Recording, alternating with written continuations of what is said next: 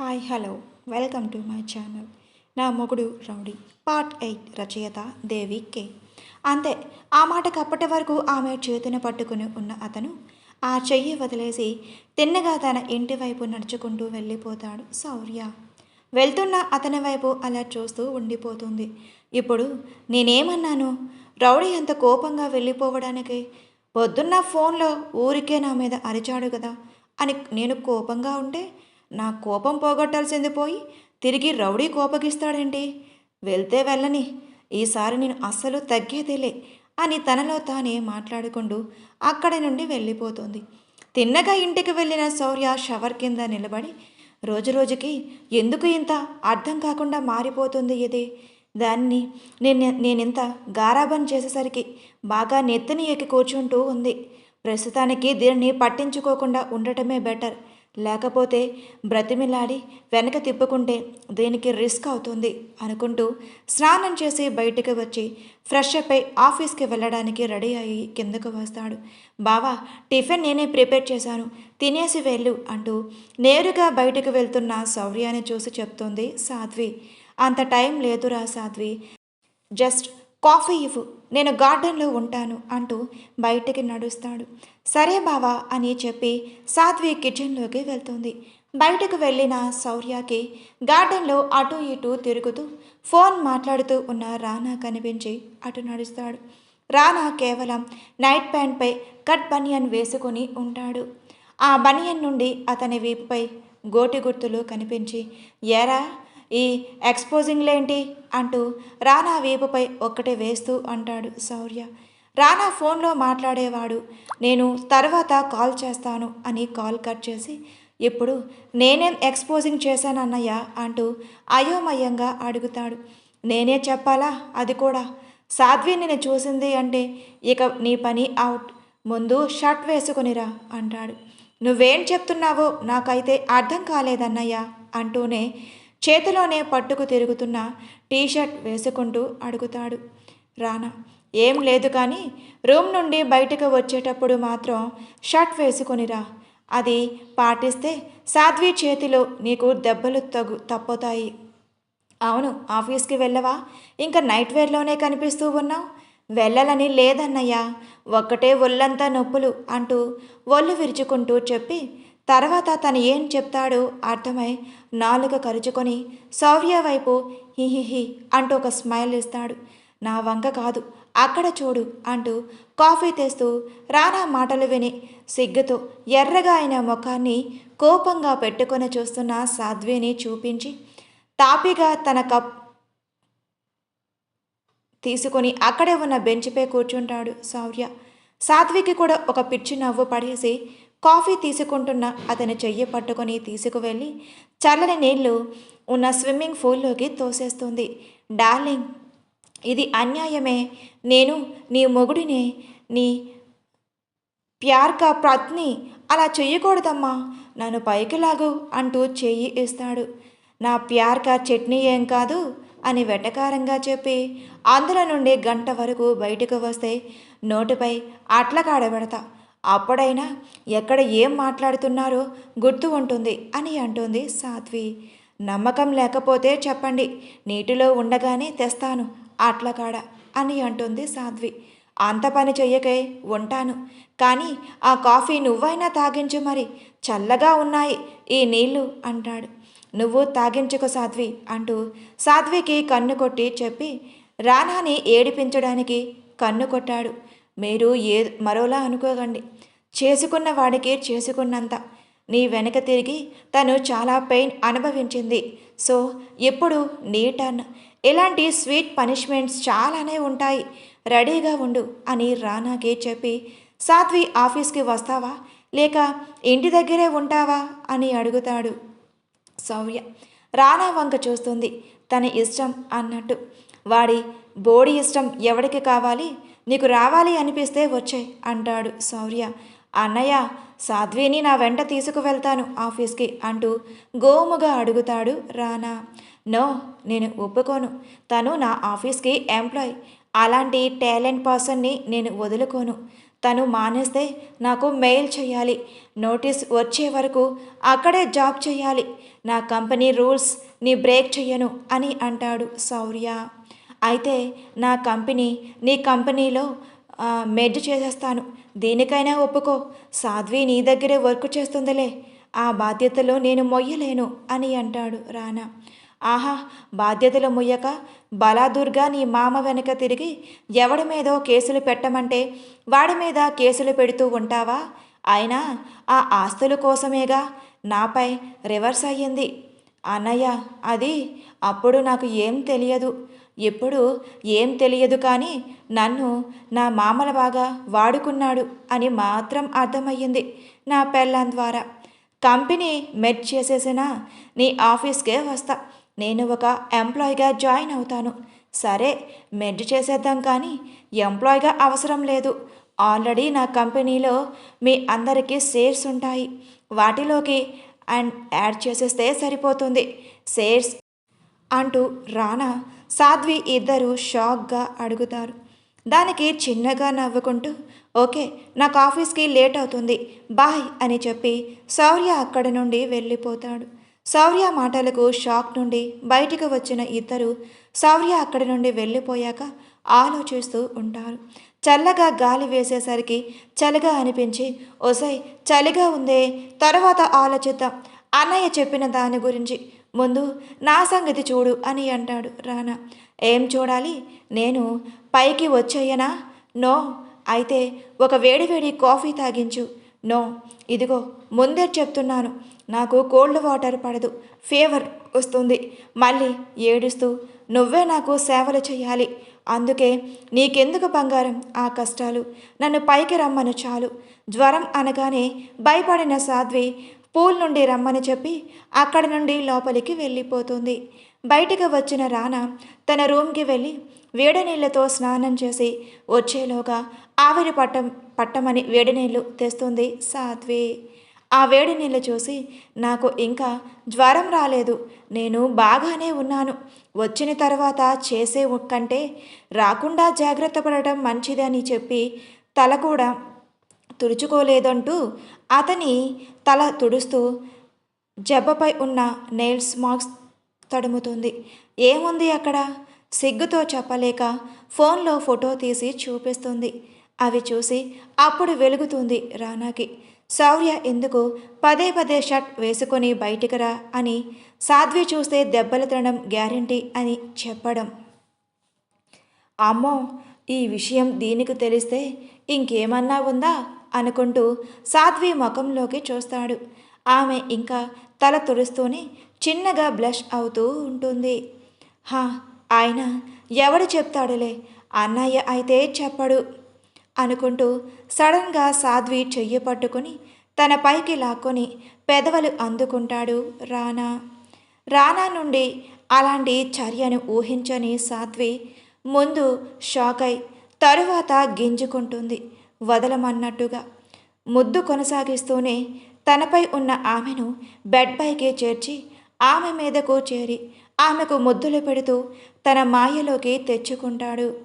రానా మాయలో పడిపోయిన సాధ్వి కూడా అతనికి అనువుగా మారిపోయి అతనికి సహకరిస్తుంది. వాళ్ళ జీవితంలో మరో పదిలమైన మధుర జ్ఞాపకాన్ని చేర్చుకుంటారు. ఆఫీస్కి వెళ్ళిన శౌర్యకి ఏ పని చెయ్యబుద్ధి కాక కళ్ళు మూసుకొని వెనక్కి వాలి కూర్చుని ఉండిపోతాడు. శౌర్య చెయ్యి వదిలేసి వెళ్ళిపోయిన తరువాత హన్సీ ఇంటికి వెళ్ళి రెడీ అయి టిఫిన్ కూడా తినకుండా ఓపి ఎక్కువ ఉంది నాకు, రావటానికి లేట్ అవుతుంది అమ్మా అని గోకుల గారికి చెప్పి హాస్పిటల్కి వెళ్ళి పేషెంట్ని చూస్తూ ఉంటుంది హన్సీ. మధ్యలో ఫోన్ వైపు మాత్రం 100 సార్లు చూసి ఉంటుంది. వారం రోజుల తర్వాత శౌర్యకి ఫోన్ వస్తుంది. ఈ వారం రోజులు రానా సాధ్వీలకు వాళ్ళ చిలిపి అల్లరితో ఎలా గడిచిపోయాయో తెలియనే లేదు. ముంబై వెళ్ళిన సాధిక కూడా తిరిగి వచ్చేసింది.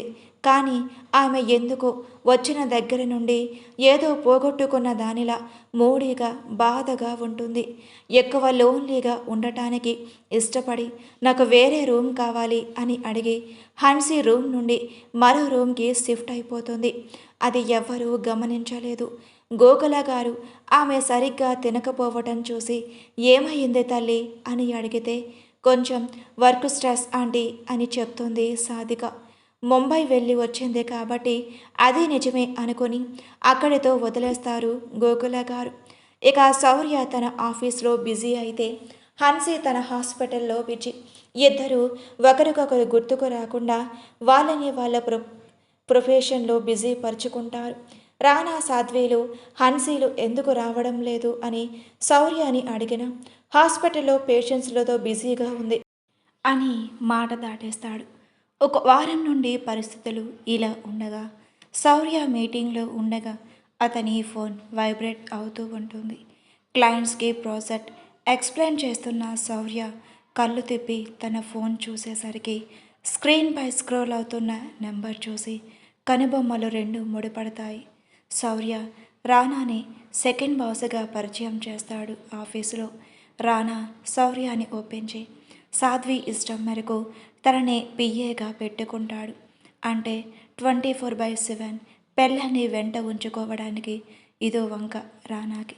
కాబట్టి ఇద్దరు అక్కడే ఉండటం వల్ల మిగిలిన ప్రెజెంటేషన్ రానాని ఫినిష్ చేయమని సాధ్విని మేనేజ్ చేయమని చెప్పి ఫోన్ లిఫ్ట్ చేస్తూ బయటకు నడుస్తాడు. శౌర్య బాబు బేబీకి నిన్నటి నుండి జ్వరంగా ఉంది. ఈవేళైతే అస్సలు బాలేదు, కళ్ళు కూడా తెరవడం లేదు అంటూ అవతల నుండి గోకుల గారి గొంతు కంగారుగా వినిపిస్తుంది. శౌర్య కాల్ బ్లూటూత్కి కనెక్ట్ చేసి మాట్లాడుతూనే కార్ని స్టార్ట్ చేసి రోడ్డుపై పరుగులు పెట్టిస్తారు. అత్తయ్య, నిన్నటి నుండి జ్వరం అయితే దాని బాబు ఏం పీకుతున్నాడు? దాని అన్నకి తెలియదా? తెలిస్తే వాడు పరిగెత్తుకుంటూ వస్తాడు. వాళ్ళ డాడీ అవుట్ ఆఫ్ స్టేషన్ వెళ్ళారు శౌర్యబాబు. ఇక శ్రీరామ్కి నిన్ననే తెలిసింది. నాకు తెలిసి వచ్చేస్తూ ఉంటాడు, కానీ లేట్ అవుతుంది. వాడు ఉన్నది బార్డర్లో కదా, పర్మిషన్ కూడా ఇవ్వాలి వాడిపై ఆఫీసర్స్. ఈలోగా నాకు కాళ్ళు చేతులు ఆడటం లేదు అని నీకు కాల్ చేశాను. చాలా లేట్ చేశారు అత్తయ్య. ఎప్పటి వరకు నాకు ఎందుకో ఫోన్ చేయలేదు. నిన్న కాల్ చేస్తుంటే బేబీ చెయ్యొద్దని ఫోన్ లాగేసుకుంది శౌర్యబాబు. ఇప్పుడు స్పృహలో లేక నాకు అవకాశం వచ్చింది కాల్ చెయ్యటానికి. సరే అత్తయ్య, ఆల్రెడీ డాక్టర్కి కాల్ చేశాను, వస్తూ ఉంటారు అని కాల్ కట్ చేసి కార్ స్పీడ్ పెంచి 5 నిమిషాలలో గోకుల గారి ఇంటి ముందు కారు ఆపుతాడు. అదే టైంకి వచ్చిన డాక్టర్ని డైరెక్ట్గా హన్సీ రూమ్లోకి తీసుకువెళ్ళి చూపిస్తాడు. ఆ డాక్టర్ హన్సీని చెక్ చేసి, ఈమె వారం రోజుల నుండి సరిగ్గా ఫుడ్ తీసుకోలేదు అనుకుంటా, బాగా వీక్గా ఉంది. ఎక్కువ స్ట్రెస్ తీసుకొని వర్క్ చేయటం వల్ల తన బాడీ ఆ ప్రెషర్ తట్టుకోలేక ఫీవర్ వచ్చింది. ట్యాబ్లెట్స్ వాడి రెస్ట్ తీసుకుంటే సరిపోతుంది, నో ప్రాబ్లం అని చేతికి ఒక ఇంజెక్షన్ చేసి మెడిసిన్స్ రాసి వెళ్ళిపోతుంది. అత్తయ్య, తినడానికి ఏమైనా తీసుకురండి అని చెప్పి గోకుల గారిని బయటికి పంపించేటప్పటికి అప్పుడే ఎంట్రీ ఇస్తాడు శ్రీరామ్. శౌర్య, శ్రీరామ్ ఒకరినొకరు చూసుకుంటూ అలా నుంచుని ఉండిపోతారు. డాక్టర్ ఇంజెక్షన్ చేయటం వల్ల జ్వరం తగ్గి హన్సీకి కూడా మెలకువ వస్తుంది. నెమ్మదిగా లేచి కూర్చొని ఇద్దరిని చూస్తుంది. మీరిద్దరూ ఎందుకు వచ్చారు అని ఓపిక లేకపోయినా గొంతు పెగల్చుకొని అడుగుతుంది. ఇద్దరు మాట్లాడకుండా సూటిగా హన్సీని చూస్తూ ఉంటారు. ఇప్పుడు మీరెందుకు నన్ను అలా చూస్తారు? నేనేం ఇంకా పోలేదులే, బ్రతికే ఉన్నాను అంటున్న హన్సీ మాటలకు చిన్ను అని బాధగా శ్రీరామ్ నోటి నుండి వస్తే శౌర్య చెయ్యి వెళ్ళి హన్సీ చెంపని గట్టిగా తాకుతుంది. హన్సీ వెళ్ళి కూర్చున్న పొజిషన్ నుండి పడుకునే పొజిషన్లోకి పడుతుంది బెడ్పై. శ్రీరామ్ కోపంగా బావా అంటూ శౌర్యపై చెయ్యి ఎత్తాడు. ఏంట్రా, నన్నే కొడతావా? ఏది కొట్టి చూడు అంటూ తన చెంపని చూపిస్తాడు శౌర్య. నిన్ను కొట్టే అంత ధైర్యం నాకెక్కడిదలే, కొంచెం నెమ్మదిగా కొట్టాల్సింది. చూడు, వేళ్ళ ముద్రలు కూడా వచ్చేశాయి. అసలే వీక్గా ఉంది అంటే మళ్ళీ నువ్వు కొట్టేసరికి బాధగా అనిపించిందిరా అంటాడు శ్రీరామ్. నా పెళ్ళం నా ఇష్టం రా, కొట్టుకుంటాను, తిట్టుకుంటాను, మధ్యలో నువ్వెవరు బే నన్ను ఆపడానికి? ఏమైంది శౌర్యబాబు, మీరు ఇద్దరు ఎందుకు గొడవ పడుతున్నారు అని ఫుడ్ పట్టుకొని వచ్చిన గోకుల గారు అడుగుతారు. అమ్మా, ఇక్కడ నీ అల్లుడు నోరు మాత్రమే వినబడుతుంది. గొడవ అంటే ఇద్దరి మధ్య జరిగేది. ఇక్కడ అలాంటిది ఏమీ లేనే లేదు. నువ్వు నీ అల్లుడిని అడగాలి, ఎందుకు అరుస్తున్నావు శౌర్యబాబు అంటూ అని అంటాడు శ్రీరామ్. రామ్, నువ్వు నోర్ముయ్. మీరు ఇద్దరు ఎప్పుడు ఏదో ఒక తెంగర పని చేయడం, శౌర్యబాబుకి కోపం తెప్పించడం, ఇదేగా మీ పని. ఆ అమ్మా, నువ్వు నీ అల్లుడి భజన తర్వాత చేసుకో అని చెప్పి హన్సీ దగ్గరికి వెళ్ళి చిన్ను అంటూ తనని లేవతీసి చూసేసరికి పెదవి చిట్టి చిన్నగా బ్లడ్ వస్తూ ఉంటుంది. దాన్ని కర్చీఫ్తో నెమ్మదిగా తుడిచి శౌర్య వైపు కోపంగా చూస్తాడు. ఏమైంది మా చిన్నుకి ఇంత వీక్ అయిపోయింది? ఎవరైనా ఏమైనా అన్నారా అని లాలనగా శౌర్య వైపు చూస్తూ అడుగుతాడు శ్రీరామ్. రౌడీ నాతో మాట్లాడటం లేదు అంటూ శ్రీరామ్ భుజంపై తల ఆనించి ఏడుస్తూ చెప్తుంది హన్సీ. ఎందుకు, మీ మధ్య గొడవ ఏమైనా అయ్యిందా అని అడుగుతాడు శ్రీరామ్. ఊహు, మరి 1 వీక్ బ్యాక్ నేను హాస్పిటల్ నుండి వస్తుంటే ఎక్కడి నుండి వస్తున్నావు? డ్యూటీ లేదు కదా, నిజం చెప్పు అంటూ సిబిఐలా ఎంక్వైరీ చేస్తున్నాడు. అది నాకు కోపం వచ్చి అనుమానిస్తున్నావా అన్నాను. అంతే. అప్పటి నుండి నేను ఉన్నానా పోయానా అని కూడా పట్టించుకోవడం లేదు. అలా ఎందుకు అనుకున్నావే పిచ్చిదానా? శౌర్యబాబు నీకంటే నాకే ఎక్కువసార్లు ఫోన్ చేసి అడుగుతాడు. ఏం చేస్తుంది, సరిగా తింటుందా లేదా, నా గురించే బెంగ పెట్టుకుంటే కొంచెం డైవర్ట్ చేయండి అత్తయ్య, వాళ్ళ డాడీతో టైం స్పెండ్ చేసేలా చెయ్యండి, నన్ను కొంచెం సేపైనా తన దృష్టి నుండి మళ్ళిస్తుంది అని నీ గురించే ఆలోచిస్తాడు. ఈ వారం కూడా అంతే. నీ ప్రవర్తన అర్థం కాక నీ కాల్ చేస్తే తిక్కగా మాట్లాడతావని నాకు కాల్ చేసి నీ గురించి తెలుసుకుంటున్నాడు. నేను ఊరికే అల్లుడు భజన చెయ్యటం లేదు. నా అల్లుడు నా కూతురుని దూరంగా ఉండి అయినా సరే ఇంత బాగా చూసుకుంటున్నాడు అని పెరిగిన గౌరవం అది అని అంటారు గోకుల గారు. చిన్ను, నేను ఒకటి చెప్పనా? అసలు వాడికి రౌడీ అని పేరు ఎలా వచ్చింది అనుకున్నా? వాడు రౌడీ అనా అని అడుగుతాడు శ్రీరామ్. కాదు అన్నట్టుగా తల ఊపుతుంది హన్సీ. కదా, మరి ఆ పేరు వాడే తగిలించుకున్నాడా పోనీ అని అడుగుతాడు. మళ్ళీ కాదు అన్నట్టుగా తల ఊపుతుంది హన్సీ. హా, మరి ఎలా వచ్చిందో తెలుసా? పోనీ నేను చెప్పనా? దేనిని? తెర వెనక ఉండే శౌర్యాన్ని గమనిస్తూ ఎప్పుడూ ఒకడు తిరుగుతూ ఉంటాడు. వాడు పెట్టాడు వీడిని చెడ్డవాడిని చెయ్యడానికి. వీడికి గడ్డం ఉన్న పిక్కుతో వీడి పేరు రుద్ర, వీడి పెద్ద రౌడీ అని ట్యాగ్ చేసి పోస్టర్ వేయించాడు. వాడు ఎవడు అనేది ఇంకా క్లారిటీగా తెలియదు. ఇవన్నీ దృష్టిలో పెట్టుకొని నేను అడిగాడు. అలాగే నువ్వు ఇప్పుడు డాటర్ ఆఫ్ గోవర్ధన్ కాదు, వైఫ్ ఆఫ్ శౌర్య ప్రతాప్ రుద్రవి. అందుకే వాడి భయం వాడిది. ఎవరి దగ్గరైనా ఇరుక్కుపోతావేమో అని.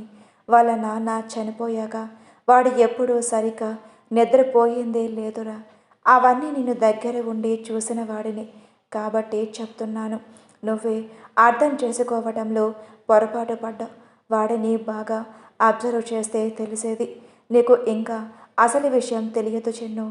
అప్పటి వరకు చేతులు కట్టుకొని వాళ్ళు మాటలు వింటున్న శౌర్య అసలు విషయం అనేసరికి రేయ్ చాలు, ఇప్పటికే చాలా చెప్పేశావు, నోరు మూసుకుంటే మంచిది అని అంటాడు శౌర్య.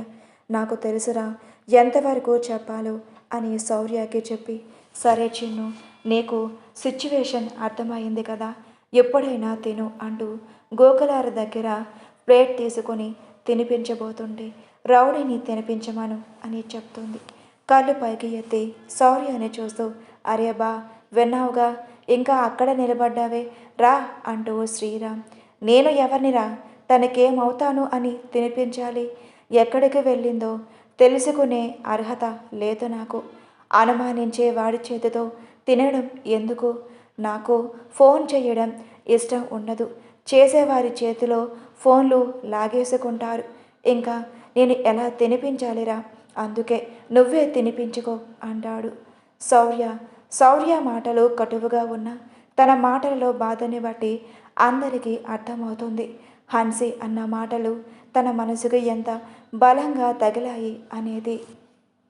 అరే బావా, చిన్నపిల్ల అనుకొని క్షమించరా అంటూ బ్రతిమిలాడుతూ అన్నాడు శ్రీరామ్. ఆయన కదలకుండా అలానే నిలబడి దిక్కులు చూస్తూ ఉంటాడు శౌర్య. శౌర్య మాట్లాడటం మొదలుపెట్టిన దగ్గర నుండి హన్సీ ఏడవటం మొదలు శ్రీరామ్కి బ్రతిమాలిన కరిగిపోయేసరికి ఇంకా గట్టిగా ఏడుస్తుంది. హన్సీ ఏడుపు చూసి గోకుల గారికి శ్రీరామ్కి అయితే గుండె నీరైపోయినట్టుగా ఉంది. వాళ్ళకి కళ్ళల్లో నీళ్లు వచ్చేశాయి. తనని ఎలా ఊరుకోబెట్టాలో అర్థం కాక రౌడీ అంటూ ఏడుస్తూ బెడ్పై కూర్చొని ఉండగానే 2 చేతులు చాపుతుంది దగ్గరకు తీసుకోమన్నట్టుగా. Please like and subscribe for more videos. మీకు ఈ స్టోరీ ఎలా అనిపించిందో కామెంట్ రూపంలో తెలియచేయండి. ప్లీజ్ ఫ్రెండ్స్, చూసేవాళ్ళు కొంచెం కామెంట్ రూపంలో ఈ స్టోరీ ఎలా ఉందో కామెంట్ చేస్తే నేను కొంచెం హ్యాపీగా ఫీల్ అవుతాను కదా. ప్లీజ్ అర్థం చేసుకోండి. Thank you.